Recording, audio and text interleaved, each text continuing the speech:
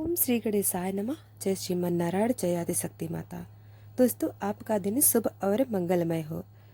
दोस्तों, आज हमारे चैनल पर एक ऐसी कथा का श्रवण करेंगे जिसमें राम को किस कारण से 14 वर्ष का वनवास हुआ था। तो आइए कथा को श्रवण करते हैं। बहुत से लोग माता कैकेयी को दोषी मानते हैं और उन पर उंगली उठाते हैं कि उन्होंने भगवान राम को 14 वर्षों के लिए वनवास भेज दिया और अपने पुत्र भरत के लिए राजगद्दी मांगी। लेकिन क्या आपको पता है कि यह पूरी तरह से गलत है। कई लोग सोचते हैं कि कैकेयी ने गलत किया, लेकिन सच यह है कि माता कैकेयी इसमें कोई दोष नहीं था। माता कैकेयी राम से उतना ही प्रेम करती थी जितना कि कौशल्या माता भी नहीं करती थी। वह राम से बहुत प्यार करती थी और उनका मन हमेशा राम के साथ था। कैकेयी का उद्देश्य कभी भी राम को वनवास भेजने का नहीं था, बल्कि वह यही चाहती थी कि राम राजा बने और उनका राज्याभिषेक हो। वह चाहती थी कि राम राजगद्दी पर बैठे। जब वह राज मुकुट पहने तब वह देख सके और इस दृश्य से खुशी महसूस करे। समाज ने कैकेयी पर आरोप लगाए, लेकिन असल में कैकेयी ने कभी नहीं चाहा कि राम बन जाए। वह चाहती थी कि राम राजगद्दी पर बैठे, लेकिन जैसा हम जानते हैं, राम ने खुद कैकेयी से यह अनुरोध किया था। राम ने कहा था, माँ, अगर मुझे राजा बना दिया गया तो मुझे अपने उद्देश्य को पूरा करने का अवसर नहीं मिलेगा। इसलिए कृपया मुझे 14 वर्षों के लिए वनवास भेज दो। राम ने यह भी कहा था कि माँ, तुम मुझसे बहुत प्रेम करती हो और तुम मेरे बिना नहीं रह सकती। इस कारण तुम ही वह व्यक्ति हो जो मुझे वनवास भेज सकती हो। इसलिए दोस्तों, यह कहना गलत है कि माता कैकेयी राम को वनवास भेजा।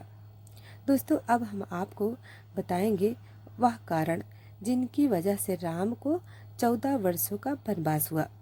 इस रहस्यमय प्रसंग को समझने के लिए हमारे साथ बने रहें और ध्यान पूर्वक सुने, ताकि आपको पता चल सके कि राम का वनवास क्यों हुआ था। तो आइए इस विषय में आगे बढ़ते हैं। प्रथम कारण यह बताया जाता है कि जब राम के राज्याभिषेक की तैयारियां हो रही थी तो महाराज दशरथ ने राम को बुलाकर कहा था, राम, कल तुम्हारा राज्याभिषेक होगा। तुम राजा बनोगे, राज मुकुट पहनोगे और गद्दी पर बैठकर प्रजा की देखभाल करोगे, उसकी रक्षा करोगे। यह बात दशरथ ने राम से कह दी थी और पूरी अयोध्या में यह खबर फैल गई।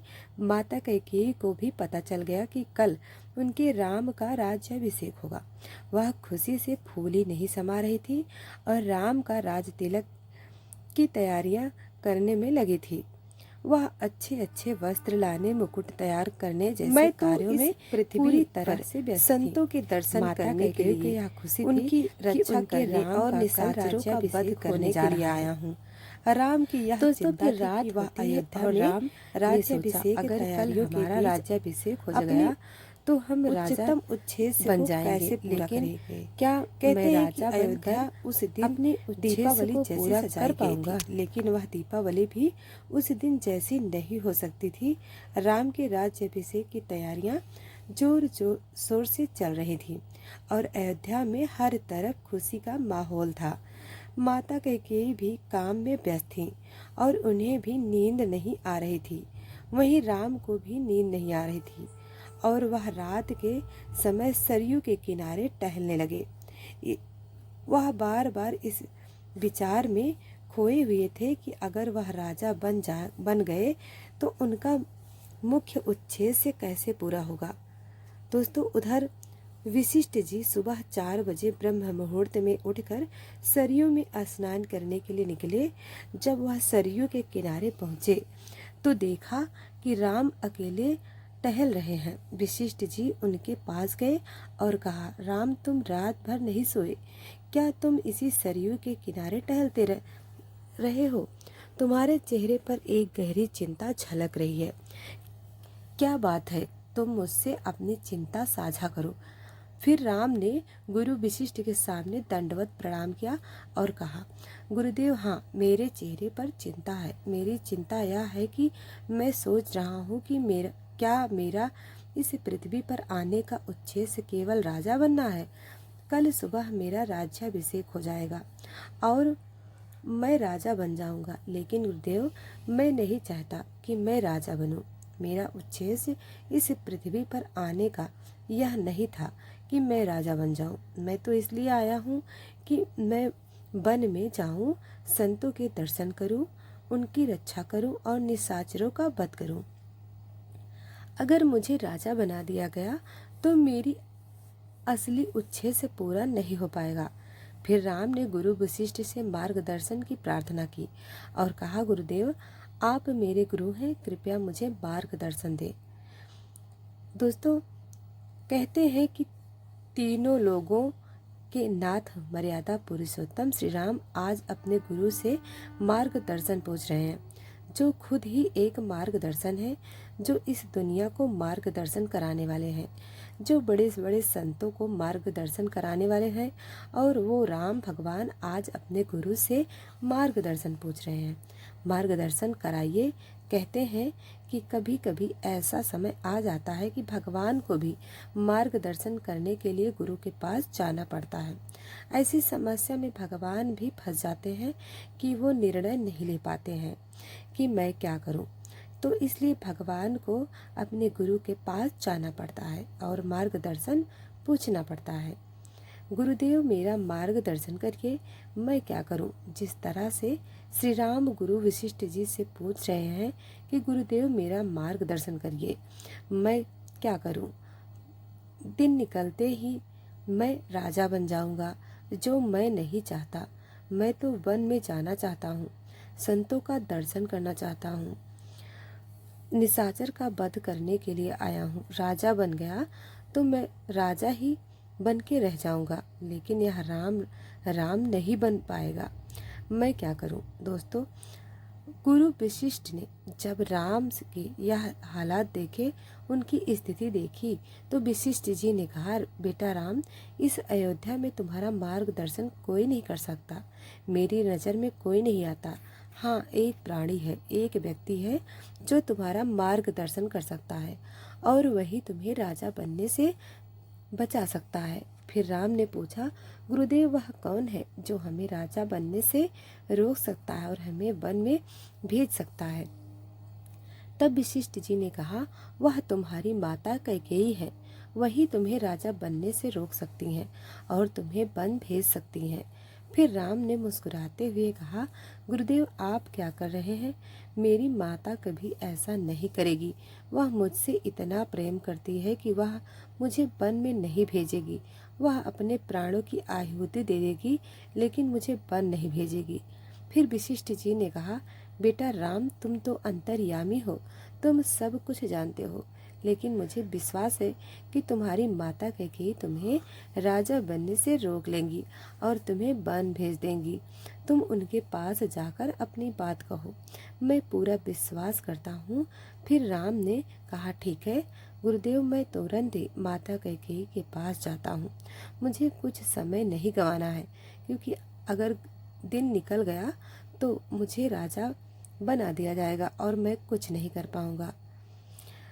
जैसे ही चलने के लिए उठे, वशिष्ठ जी ने एक और बात कही, बेटा राम, जब तुम माता कैकेयी के पास जाओ तो पहले उनके सिर पर हाथ रखकर शपथ ले लो, तभी जाकर यह कहना कि मुझे वन में भेज दो, मुझे राज्य का पद नहीं चाहिए। अगर तुमने शपथ नहीं ली तो समझो कि तुम्हारे लिए बन जाने का रास्ता बंद हो जाएगा।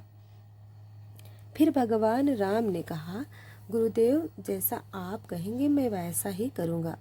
फिर राम ने अपने गुरु को प्रणाम किया और माता कैकेयी के महल की ओर दौड़ पड़े।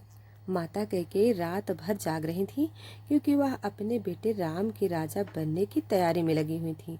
उन्होंने सारी रात काम किया था ताकि सुबह होते ही राम का राज्य तिलक हो सके।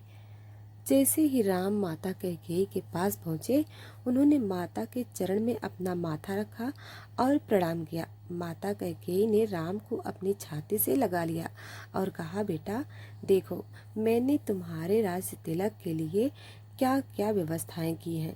मैं पूरी रात जागती रही ताकि तुम्हारा राज तिलक सही समय पर हो। देखो, मैंने तुम्हारे लिए यह मुकुट तैयार किया है, यह हार तैयार किया है। जब तुम राज गद्दी पर बैठोगे तो कितने सुंदर लगोगे। फिर राम ने कहा, माता आप बहुत खुश हैं, यह अच्छी बात है। आप मेरे राज तिलक की तैयारी में लगी हैं। फिर माता कैकेयी ने कहा, बेटा तुम आ गए हो, अब क्या बात है, क्यों आए हो? फिर राम ने कहा, माता आप हमेशा कहती हैं कि बेटा तुम हमेशा हमसे कुछ मांग लो, लेकिन मैंने कभी कुछ नहीं मांगा। अब मैं आपसे एक बात मांगने आया हूँ, क्या आप मुझे दे सकती हैं? माता कैकेयी ने कहा, बिल्कुल बेटा, जो कुछ भी तुम मांगोगे मैं तुम्हें दे दूंगी, लेकिन मेरे प्राण मत मांगना। मैं चाहती हूँ कि तुम राजा बनो और मेरी आंखों के सामने बैठो। मेरे प्राण तब लूँगा जब तुम राजा बन जाओगे, लेकिन उससे पहले नहीं। फिर राम ने कहा, माता मुझे विश्वास है कि आप मुझे जो मांगूंगा वह वर जरूर दोगी, लेकिन मैं इस तरह नहीं मांगूंगा। पहले मुझे आपके सिर पर हाथ रखवा कर शपथ दिलवानी होगी। जो मैं मांगूंगा आप मुझे वही दोगी। तब माता कैकेयी ने कहा, बिल्कुल बेटा, मैं शपथ लेती हूँ कि जो तुम मांगोगे मैं वही दूंगी। जब माता कैकेयी ने देखा कि राम सौगंध और शपथ की बात कर रहे हैं तो वह पूछने लगी, राम क्या हुआ? तुझे अपनी माता पर विश्वास नहीं? क्या तुझे अपनी माँ पर भरोसा नहीं है जो तू सौगंध और शपथ की बात कर रहा है? फिर राम ने उत्तर दिया, हे माँ, आप हमें पूरा विश्वास है, लेकिन मेरी एक हार्दिक इच्छा है कि आप प्रेम से मेरे सिर पर हाथ रखकर यह सौगंध खा लें, शपथ ले लें कि जो भी मैं मांगूंगा आप वही देंगी। तब माता कैकेयी ने कहा, ठीक है, हे पुत्र, तुमने जो चाहा है वैसा मैं करूंगी। उन्होंने हाथ बढ़ाया और राम के सिर पर रख दिया। फिर कहा, बेटा क्या मांगना चाहते हो? फिर राम ने हाथ जोड़कर कहा, माँ मुझे राजपद नहीं चाहिए, मुझे राजा नहीं बनना है। अगर मुझे राजा बना दिया गया तो मैं जिस उद्देश्य से इस पृथ्वी पर आया हूँ वह पूरा नहीं हो सकेगा। मुझे वन भेज दो। मैं वहाँ संतों के दर्शन करना चाहता हूँ, निशाचरों का वध करना चाहता हूँ और अपने भक्तों की रक्षा करना चाहता हूँ। दोस्तों, तब राम की यह बात सुनकर माता कैकेयी बहुत दुखी हो गई और उनकी आंखों से आंसू आ गए। उन्होंने कहा, राम तू यह क्या कह रहा है? मैं तुझे कैसे वन भेज सकती हूँ? तू मेरा प्राणों से प्यारा बेटा है, तू मेरे लिए कितना महत्वपूर्ण है। मैं तुझे वन में कैसे भेज सकती हूँ? तूने मुझसे शपथ लेकर यह क्या मांगा? अगर मैंने तुझे वन में भेज दिया तो तुम्हारी माँ कौशल्या मुझसे जीवन भर लड़ाई करेंगी। भरत जब लौटेगा और उसे यह पता चलेगा कि मैंने तुझे वन में भेज दिया तो वह मुझसे कभी माँ नहीं कहेगा। समाज क्या कहेगा? मुझे कलंकित कर देगा, अपयश मिलेगा। मेरे लिए यह बहुत बड़ा दोष होगा। फिर राम ने कहा, माँ आपने शपथ खाई है और मुझे भरोसा है कि आप वही करेंगी। अगर आप मुझे वन में नहीं भेजेंगी तो मैं राम नहीं बन पाऊंगा। मैं इस धरती पर राजा बनने के लिए नहीं आया हूँ, बल्कि राम बनने के लिए आया हूँ। जब मैं वन में जाऊंगा तभी राम बन पाऊंगा और दुनिया में मेरी यशोगाथा होगी। फिर माता कैकेयी ने यह बात सुनकर कहा, अगर यह सच है तो मैं तुझे वन भेज दूंगी, मुझे कोई दुख नहीं। मेरे लिए यह आमा है कि मेरा राम दुनिया में यश पाए। मैं कौशल्या की बुरी बन जाऊंगी, भरत मुझसे माँ नहीं कहेगा, समाज मुझे कलंकित कहेगा, तो भी मुझे कोई फर्क नहीं पड़ता, लेकिन मेरा राम यशस्वी बने और वह राम बन जाए। दोस्तों, राम ने माता कैकेयी के गले लगाते हुए कहा, माँ मुझे पूरा विश्वास था कि आप ऐसा ही करोगी। इसके बाद राजमहल की ओर चल पड़े। दिन निकला और सारी प्रक्रियाएं पूरी होने लगी। दूसरी ओर मंथरा ने कैकेयी को यह कहा कि यदि राम राजा बन गए तो भरत जीवन भर उनके अधीन रहेगा और कौशल्या राजमाता बन जाएगी, जबकि कैकेयी को कौशल्या की दासी बनकर रहना होगा। इन बातों ने कैकेयी के मन को उलझा दिया और उसने भरत के लिए राजगद्दी और राम के लिए 14 वर्षों का वनवास मांग लिया। दोस्तों, दशरथ बहुत समझाते रहे, लेकिन कैकेयी ने अपनी बात नहीं मानी, जिससे मजबूर होकर दशरथ ने वह वरदान दे दिया जिससे राम को वनवास जाना पड़ा। यह था पहला कारण जिसके चलते राम को 14 वर्षों का वनवास हुआ। अब दूसरा कारण यह था कि कैकेयी ने यह चाहा कि भरत असली राजगद्दी पहने और राम को वन में भेज दिया जाए ताकि वह असली राजा बन सके। दोस्तों, यह माता कैकेयी ने राजा दशरथ से असली राज मुकुट के बारे में कौन सी बात कही थी और क्यों कहा? आइए जानते हैं दूसरा कारण। यह था कि एक बार जब राजा दशरथ अपनी पत्नी कैकेयी के साथ जंगल जा रहे थे तो रास्ते में बाली मिल गए। बाली ने राजा दशरथ को चुनौती दी और कहा, दशरथ, तुम मुझसे युद्ध करो या अपनी हार स्वीकार करो। फिर राजा दशरथ ने बाली को देखकर समझ लिया कि वह इस युद्ध में जीत नहीं सकते। बाली के सामने उनकी हार निश्चित थी, इसलिए उन्होंने युद्ध करने का विचार नहीं किया और अपनी हार स्वीकार करते हुए अपना राजमुकुट बाली के पास रख दिया। वह नियम था कि अगर कोई योद्धा युद्ध में हार जाता है तो उसका सिर का मुकुट उतारकर विजेता को दे दिया जाता है। राजा दशरथ ने युद्ध से पहले ही अपना मुकुट बाली को दे दिया और हार मान ली। इस तरह से बाली के पास राजा दशरथ का मुकुट था। जब राजा दशरथ अयोध्या लौटे तो कैकेयी ने उनसे कहा, हे अवध नरेश, असली राजा मुकुट तो बाली के पास है और मुझे यह चाहिए कि राम जब वनवास से लौटे तो वह बाली से वह मुकुट लेकर आए और पहने, क्योंकि वह बड़े पुत्र हैं। इसलिए कैकेयी ने राम को वनवास भेजने की योजना बनाई ताकि वह बाली से असली राज मुकुट लेकर लौटे।